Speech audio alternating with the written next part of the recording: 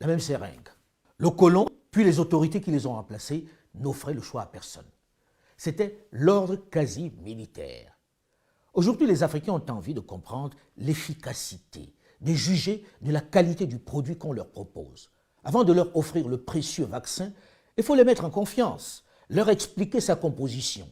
Il faut qu'on leur dise quels sont les effets indésirables, les avantages. Or là, on se comporte comme dans les temps anciens. On est gentil, on va vous offrir le vaccin, alors faites pas les difficiles. Mais c'est oublier que le cadre et les hommes ont changé. Nos parents disaient oui au commandant de siècle, puis au président fondateur et au grand timonier. Mais la nouvelle génération veut avoir son mot à dire et elle influence les choix des parents. Alors elle s'interroge sur ces vaccins. Et c'est le lieu d'évoquer les interrogations qui dominent. Sans revenir sur les incidents et les drames évoqués ça et là dans les médias occidentaux, se pose ici au sud du Sahara, plus que partout ailleurs, la question de son stockage. Les conditions recommandées de stockage et la nécessité d'avoir l'assurance de la qualité des chaînes de froid qui permettrait une bonne conservation des vaccins ont exclu à ce jour les possibilités pour des pays de recevoir des vaccins tels Pfizer ou Moderna. On sait très bien les difficultés qui existent en Afrique avec l'énergie à maintenir ces produits si délicats à la bonne température. L'énergie reste un luxe pour la majorité, notamment dans les zones rurales, dans les pays où même les salles d'opération manquent de l'électricité stable. Comment voulez-vous gérer l'énergie, la conservation de ces produits? Par ailleurs, tous ces vaccins ont une durée de validité particulièrement courte.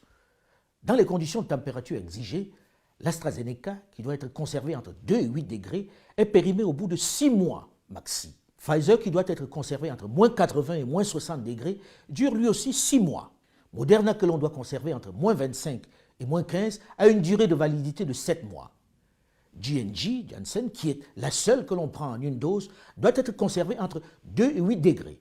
Il est périmé après seulement 3 mois. Oui, 3 mois.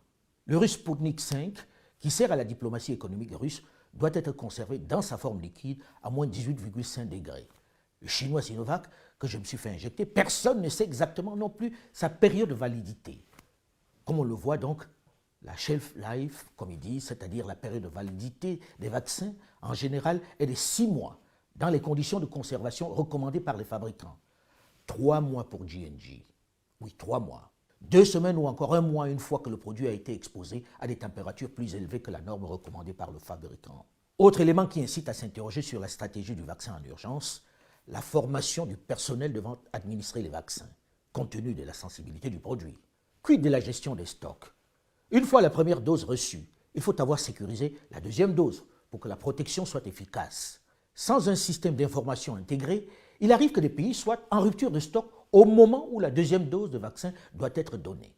J'arrête là l'inventaire qui montre bien qu'on a peut-être mis la charrue avant les bœufs. Ces produits, tant dans les exigences de conservation que dans la période de validité, semblent difficilement gérables dans notre environnement africain. Si on ajoute à cela le fait que personne n'est capable de nous assurer le temps de protection que cela donne au final à ceux qui sont vaccinés, on peut aisément comprendre pourquoi les populations sont sceptiques. On peut expliquer pourquoi elles ne se pressent pas pour aller se vacciner. Le vaccin, ça protège pendant combien de temps en réalité? Doit-on le refaire à chaque saison de la grippe? Tous les ans? Tous les 5 ans? Personne ne répond. Sur ce coup, les populations africaines, comme celles du reste du monde, ont besoin d'être en confiance. Elles ont besoin qu'on leur apporte des réponses claires.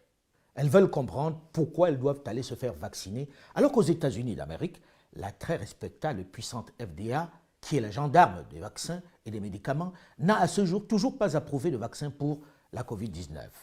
Tenez, en février dernier, l'Afrique du Sud, à réception de la commande d'1 million de doses d'AstraZeneca venues d'Inde, s'est aperçu que le vaccin ne réagissait pas aux variants sud-africains. Le pays a dû revendre ses commandes à d'autres pays africains et accuser du retard dans la mise en œuvre de sa campagne vaccinale. Qui a tracé ces vaccins refusés par Pretoria? Où sont-ils aujourd'hui? Que sont-ils devenus? Voilà pourquoi les centaines de millions de vaccins dont je vous ai parlé un peu plus tôt, qu'ils soient achetés par les États africains ou offerts entre guillemets par les différentes plateformes et organismes, risquent de terminer leur course à la poubelle. Oui, à la poubelle. Soit parce que les Africains ne sont pas allés se vacciner, soit parce que les produits sont périmés en raison de leur trop courte période de validité. Au-delà de la chaîne du froid, qui n'est pas évidente à respecter, il faudra garder l'œil ouvert pour qu'on ne finisse pas par injecter des produits périmés dans certaines zones aux populations. Sérieusement, La pandémie de Covid-19 est grave. Elle fait de nombreuses victimes. Mais je veux me faire l'écho de certains spécialistes qui s'interrogent. Est-ce qu'on ne se trompe pas en copiant le modèle du Nord? Était-il besoin de faire de la Covid-19 la priorité de santé publique en Afrique? Le monde occidental ne nous a-t-il pas encore une fois imposé, consciemment ou inconsciemment, ses priorités? Les chiffres sont suffisamment éloquents pour que nous nous reprenions, pour que nous prenions un peu plus de recul. Depuis des décennies maintenant, chaque année, le paludisme fait sur notre continent noir près de 500 000 décès, des enfants en majorité, c'est-à-dire l'avenir. Depuis le début de la pandémie, en 2020, la Covid-19 a fait un peu plus de 113 000 morts en Afrique, c'est-à-dire 4 fois moins que le paludisme. Un être cher que l'on perd, c'est toujours une réelle douleur. Et les 113 000 morts enregistrés en Afrique, ça fait beaucoup de drames. Mais si l'on doit avoir une priorité, si une puissance, un organisme international veut vraiment apporter son soutien à l'Afrique de façon efficace et rationnelle, n'est-ce pas d'abord en éradiquant cette maladie qui tue plus que tout, le paludisme? Selon tous les spécialistes, son éradication est beaucoup moins coûteuse que celle de la Covid-19. Et lorsqu'on regarde les impressionnants moyens dépensés pour la Covid-19 en un an, on se dit que si la même volonté avait animé les dirigeants du monde, on ne parlerait plus de paludisme qu'au passé. En 2019, le financement total de la lutte contre le paludisme a atteint 3 milliards de dollars des États-Unis d'Amérique, alors que l'objectif mondial était de 5,6 milliards de dollars. Les déficits de financement ont entraîné de graves difficultés d'accès à des outils de lutte contre le paludisme dont l'efficacité est prouvée. Ce montant, vous l'aurez remarqué, est largement inférieur à celui dépensé chaque jour depuis un an pour lutter contre la propagation de la Covid-19. Comme l'expliquent des spécialistes africains du paludisme, avec l'arrivée du coronavirus, de nombreux États africains ont fermé leurs frontières, bouclé des provinces et des villes.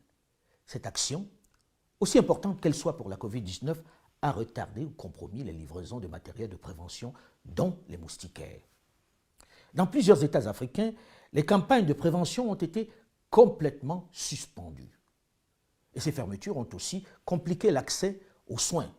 Et chacun a noté la ressemblance de certains symptômes des deux maladies, le paludisme et la Covid, la fièvre notamment.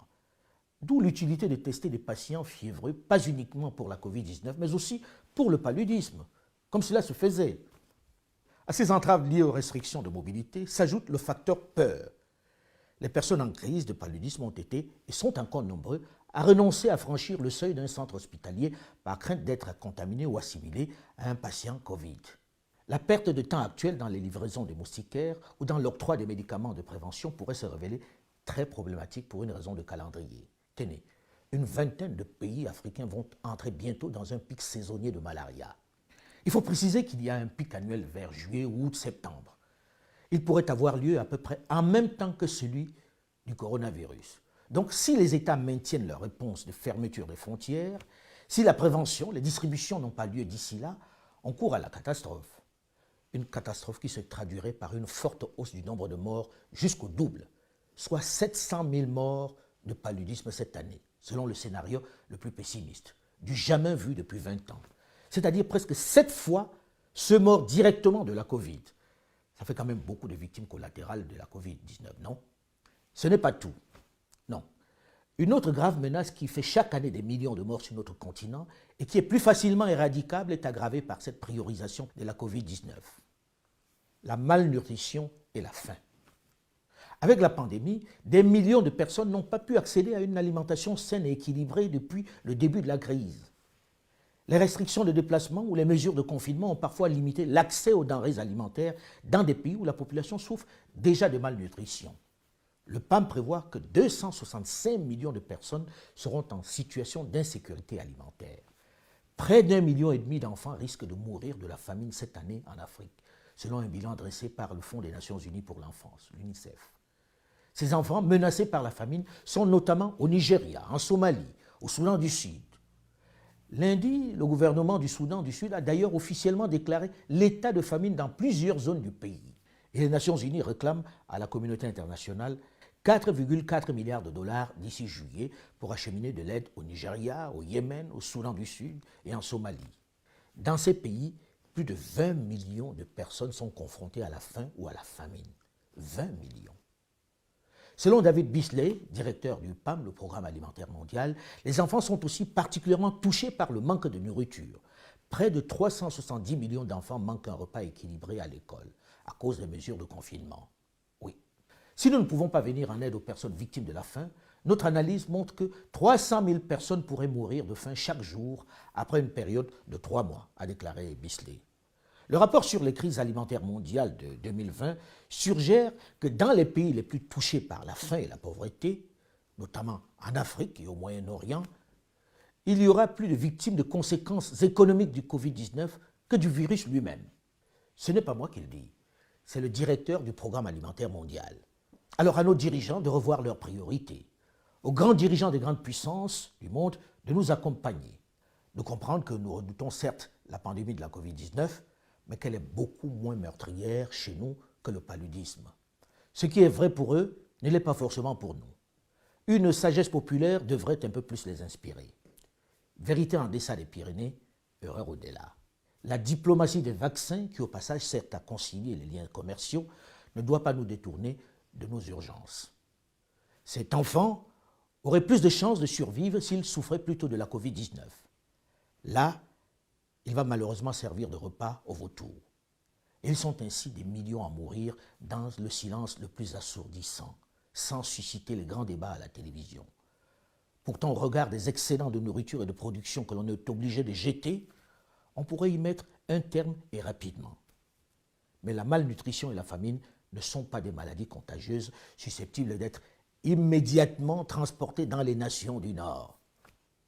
Elle ne frappe pas non plus nos dirigeants africains qui ne les voient trop souvent que sur quelques médias occidentaux. Choisis ta priorité. Nous consacrerons d'ailleurs bientôt une chronique à cette immense tragédie, cette insulte à notre humanité que sont la malnutrition et la famine. Un fléau qui pourrait aisément être éradiqué. Pour ne rien manquer, pensez à vous abonner à cette chaîne YouTube Alain Foka officielle qui, en plus des chroniques sans condescendance mais sans complaisance sur l'actualité internationale, se veut une petite part du narratif africain. Alain Foka officiel, c'est aussi Archives d'Afrique en vidéo. C'est également des documentaires sur notre société, sur nos traditions, sur nos réalités. Des grands entretiens. Mais c'est en même temps de l'humour, avec pour rire. Notre histoire doit cesser d'être racontée du seul point de vue du chasseur. Merci pour votre aimable attention.